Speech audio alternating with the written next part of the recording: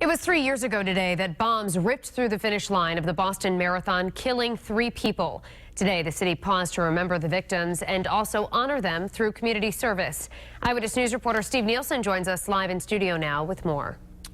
Well, Shannon, there were many moments of silence today in the city of Boston, the last at 2:49, marking the moment when the first bomb went off.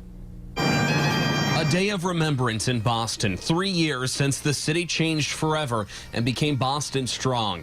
At the finish line of the marathon, officials, survivors, victims paid tribute by laying wreaths. They're remembering the 3 people killed and the 260 others that were hurt when 2 bombs went off. Governor Charlie Baker laying this at the site of the first bomb, a moment of silence to mark it.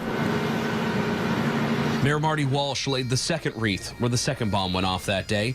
Rhode Island's Heather Abbott, who was injured in the attacks, came back to the site. It's always a little bit tough because, obviously this was a pretty devastating day in this very spot. But I've come back several times. Being here today kind of represents that the city has survived, the attacks of 3 years ago, and we're all doing our best to move on. Then at 2:49 in the afternoon, church bells rang at an interfaith service at Old South Church, the exact moment the first bomb exploded. In the 1,096 days since, the immense evil has been met with an even greater good.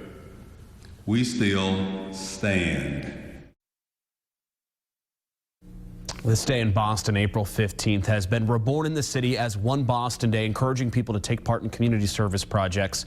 Speaking of that, family members of the youngest victim, 8-year-old Martin Richard, cleaned a city street in Dorchester today. I'm Steve Nielsen, Eyewitness News.